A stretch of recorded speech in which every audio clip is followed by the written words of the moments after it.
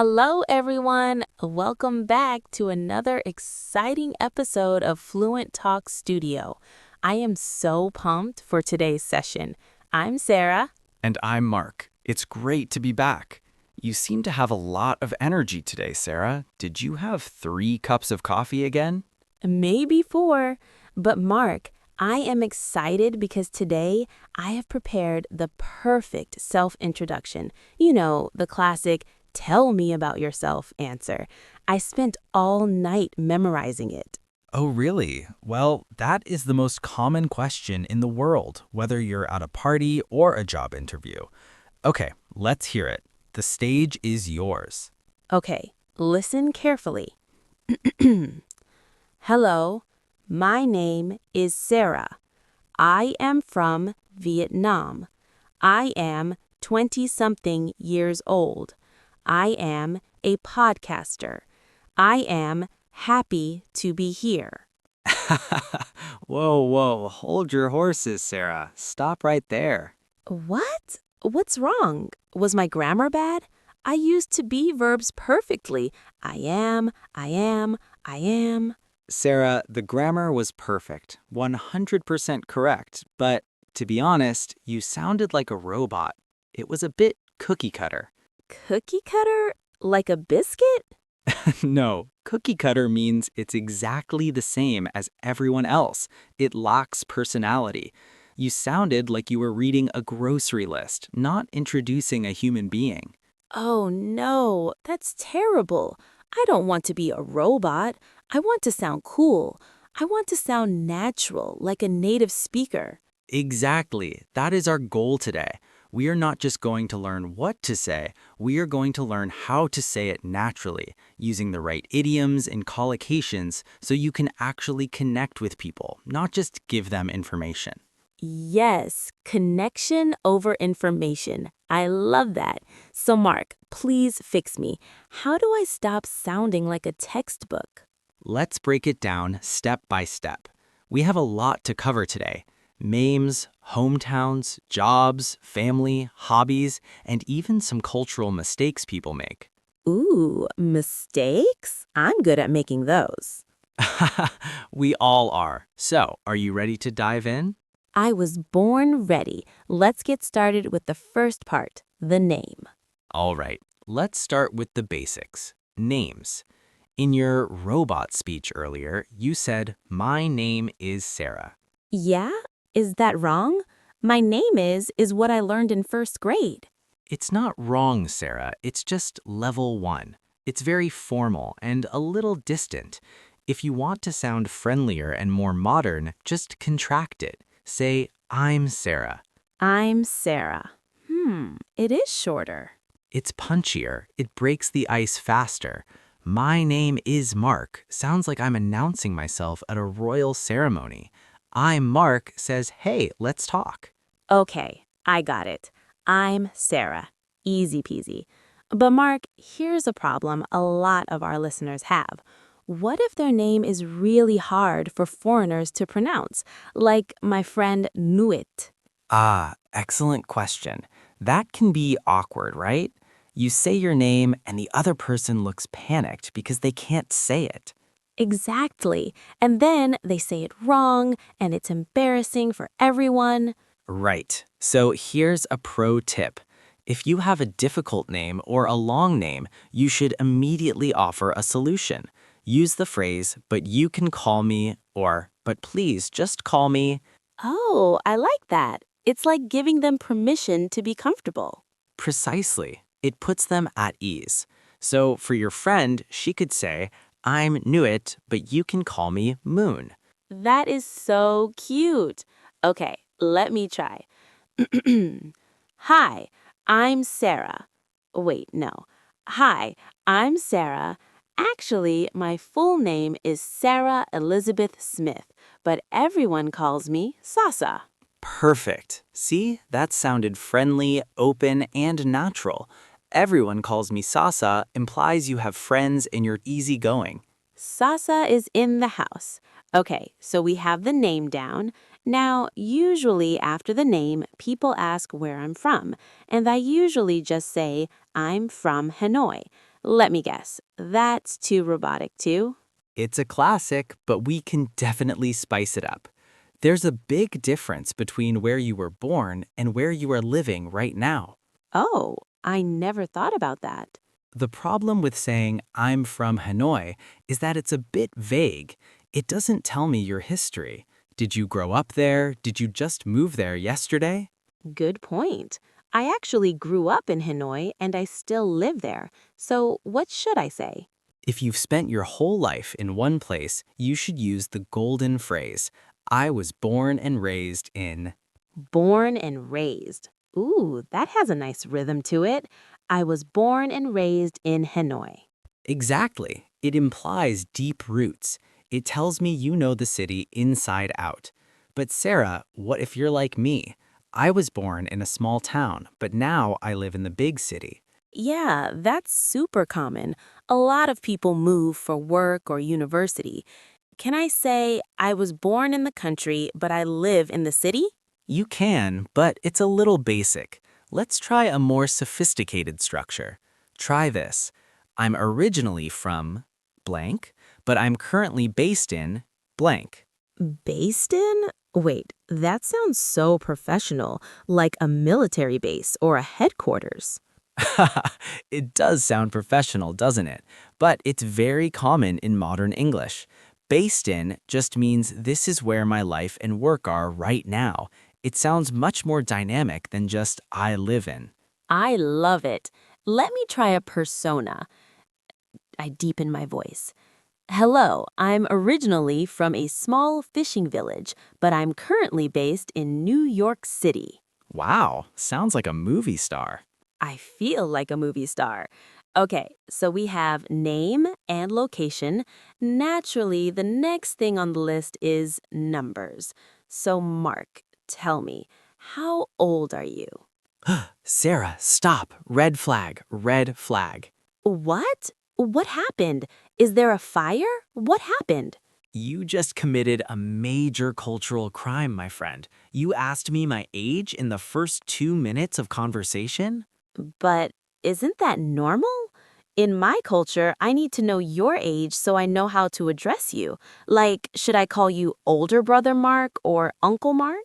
I get that, and that is totally normal in many Asian cultures. But in English-speaking cultures, especially the UK, US, Canada, asking someone's age, especially someone you've just met, is considered rude. It's a bit of a taboo. Really? A taboo? So I can't just ask, how old are you? No way. Unless you're filling out a police report or a medical form, skip the age. In English, we just use I and you. We don't have special pronouns for older or younger people, so knowing the number isn't necessary. That's actually a relief. I don't have to do math in my head before I talk to someone. Exactly. Plus, some people are sensitive about getting older. If you ask a woman her age at a party, you might not be invited back. Yikes. Okay, lesson learned. Zip the lip on the age. No numbers. Correct. Keep it a mystery. Okay, so if I can't talk about age, I guess we move on to what we do all day, our jobs. Right. Career. This is usually the bulk of the introduction. Now, Sarah, give me your robot version first. Okay, robot mode engaged. I am a content creator. I am a podcaster. I am busy. See, I am. It's repetitive. It puts the listener to sleep. To sound natural, we need to switch up the verbs. We mostly use the word work. Work. Okay, but how? I work content creator? That sounds wrong. It is wrong. You need prepositions. Prepositions are small words, but they make a huge difference. First, if you want to say your title, use work as. Ah, work as. So I work as a content creator. Perfect. Now, if you want to mention the company you love, use work for. I work for Fluent Talk Studio. Bingo. And here's the best one for beginners who might not have a specific title yet. If you want to talk about your general industry, use work in. Work in, like I work in education or I work in marketing. Yes, that makes you sound very broad and professional. It implies you have a career, not just a single job. I like that. I work in the media industry. Sounds fancy. But Mark, I have a tricky question. Go for it. What if I don't have a job right now? Saying I am unemployed sounds so sad and negative. Is there a better way to say it? That is a great question. You never want to sound desperate or sad in an introduction. We use a specific idiom for this. Instead of unemployed, you can say, I'm currently between jobs. Between jobs.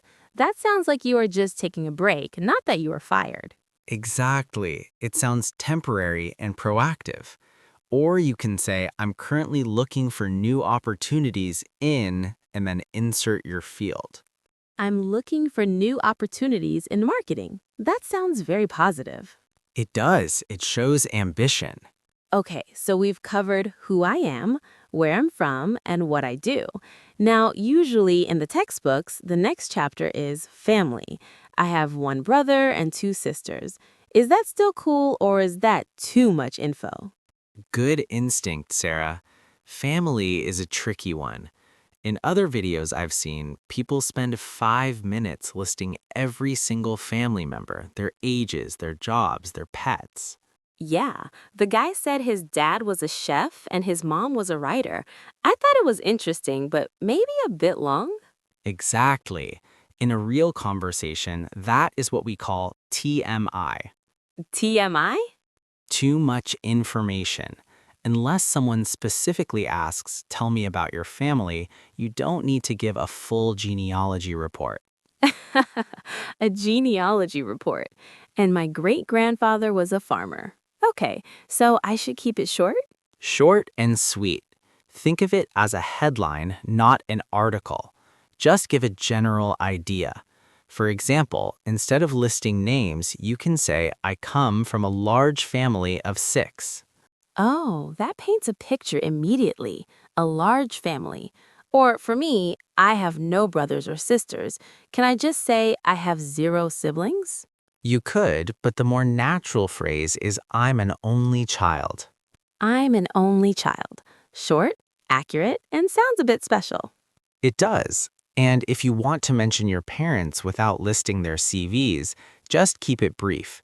Maybe say, my family is back in my hometown, and leave it a thought. It keeps the focus on you. Right, because the question is, tell me about yourself, not tell me about your dad. Exactly. Keep the spotlight on you. Which brings us to the most fun part of any introduction, the part where we actually find out if we want to be friends with you. Ooh, let me guess. Hobbies? What I do for fun? Correct. Your interests. This is where you can really shine and show your personality. But Sarah, please don't tell me your hobby is sleeping. But I love sleeping and eating. I like sleeping and eating. What's wrong with that? It's the truth. It might be true, but it's a conversation killer. Everyone likes sleeping and eating. It doesn't make you unique. And using I like over and over again is very level 1. Okay. No more I like. So, how do I sound passionate? How do I show I love something without just saying I love? Let's upgrade your vocabulary with some common idioms. First one, instead of I like, try I'm really into. I'm really into. Okay, so I'm really into K-pop. Yes, that sounds much more active. It implies you follow the news, listen to the albums, maybe go to concerts. Another great one is I'm a big fan of. I'm a big fan of action movies. Perfect. And here's a slightly more advanced one for our listeners who want to sound fancy. If you really enjoy something, you can say it helps you unwind. Unwind, like untying a knot? Exactly. Imagine you're a tight knot of stress from work. Your hobby helps you loosen up. So you could say, I'm a big fan of painting because it helps me unwind. Oh, that is beautiful. It explains why I like it, not just that I like it. I'm really into yoga because it helps me unwind after a long day. Now you sound like a native speaker. You're connecting the hobby to your feelings. I love that. But Mark, what about the opposite? What if I hate something? In that other video, the guy said, I don't like olives. Listing specific foods you hate is a bit weird in a general introduction. Hi, I'm Mark and I hate broccoli. It's a bit random. Yeah, it sounds like a toddler complaining. Right. If you want to talk about dislikes, keep it general or funny.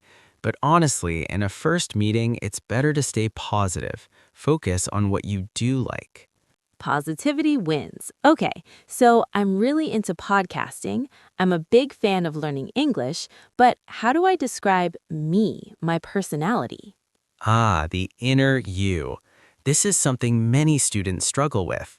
They talk about favorite colors, but they don't talk about who they are. Yeah, knowing my favorite color is blue doesn't tell you if I'm shy or loud. Exactly. So let's learn some personality tags. These are great short phrases to describe your character. Sarah, let me ask you, do you like waking up at 5 a.m.? Ugh, no, absolutely not. I hit the snooze button 10 times. Don't talk to me before 10 a.m. Okay, so you're definitely not an early bird. An early bird, like the bird that catches the worm? That's the one. An early bird is a morning person. So if you hate mornings, you might be the opposite. You might be a night owl. A night owl. Yes, that is me. I have all my energy at midnight. So that's a great thing to include. I'm a bit of a night owl, so I love working late. It tells people about your rhythm. That is so useful. What else? I love meeting new people and talking, obviously. So am I just friendly? Friendly is good, but a more natural phrase is to say you're a people person. A people person. A person for people? Yes, it means you get energy from being around others. You're sociable and extroverted.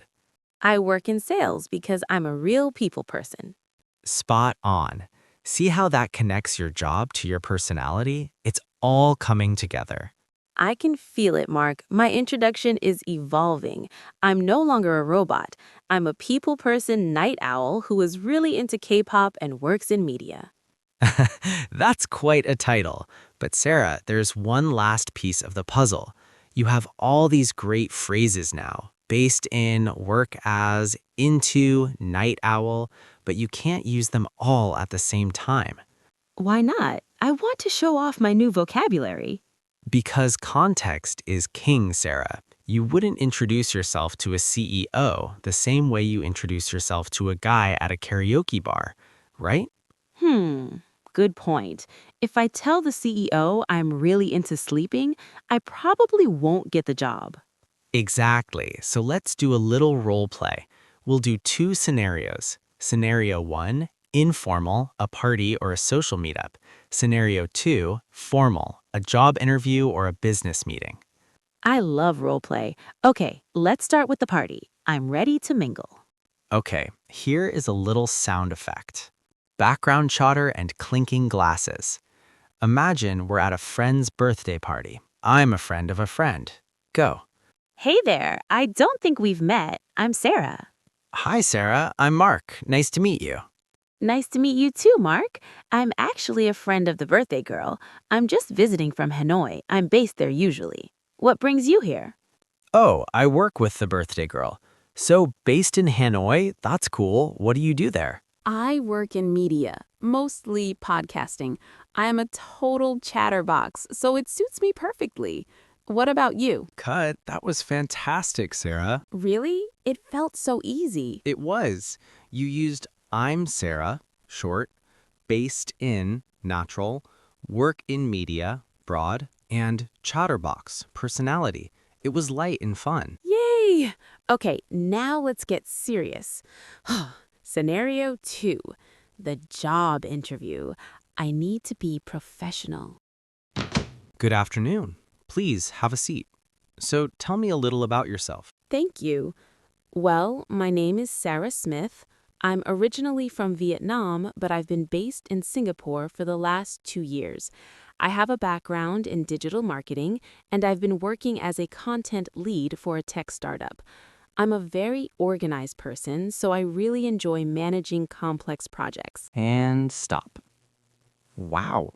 Who are you, and what have you done with the robot?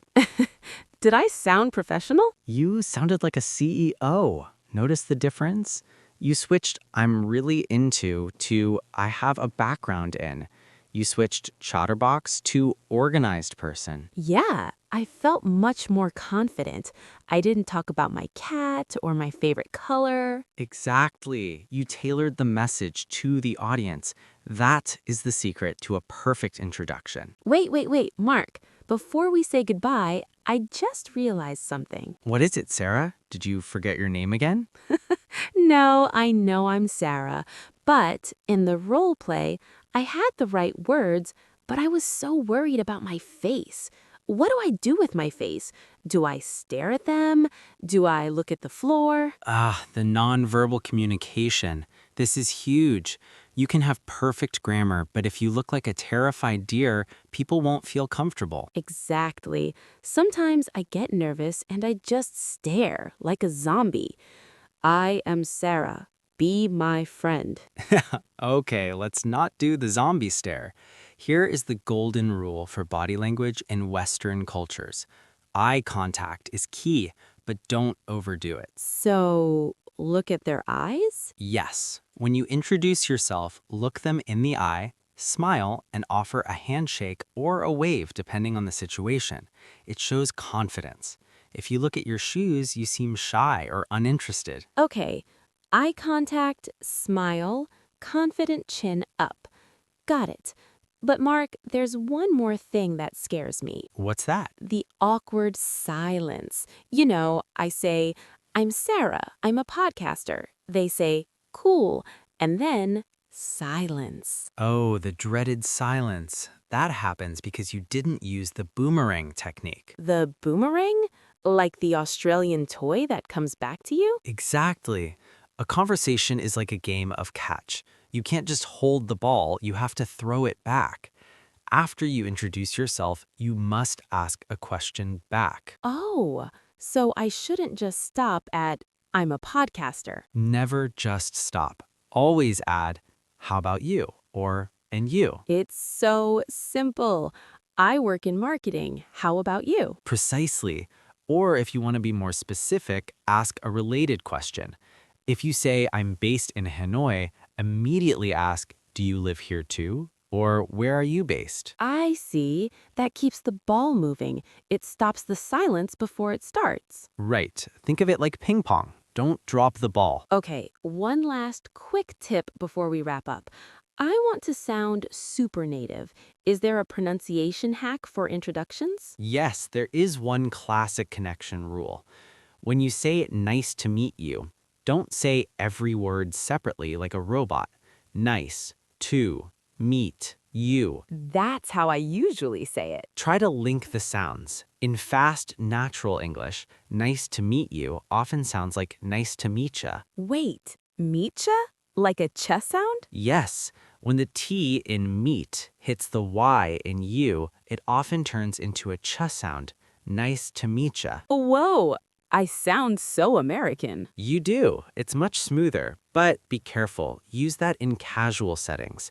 In a super formal interview, nice to meet you is safer. But at a party, nice to meetcha is perfect. This is gold, Mark. So not only do I have the vocabulary, based in, work as, but now I have the body language, eye contact, the boomerang, and you, and the pronunciation, meetcha. You are the complete package now, Sarah. No more robot. I feel like a communication ninja. All right, now we can officially wrap up. We've covered a lot of ground today. We really did. To our listeners, don't get overwhelmed. You don't have to use all these tips tomorrow. Just pick one or two to practice. Exactly. Maybe tomorrow just practice the boomerang technique. Or just practice saying I'm based in instead of I live in. Baby steps. And don't forget our challenge. Write your 3-sentence introduction in the comments. I want to know who is a night owl and who is an early bird. And tell us if you have a nickname. We love hearing those stories. Thank you so much for hanging out with us for this half hour. We hope you feel more confident to go out there and tell the world who you are. Keep practicing, stay curious, and we will talk to you in the next episode. This has been Fluent Talk Studio. Bye, everyone. Nice to meet ya. Bye.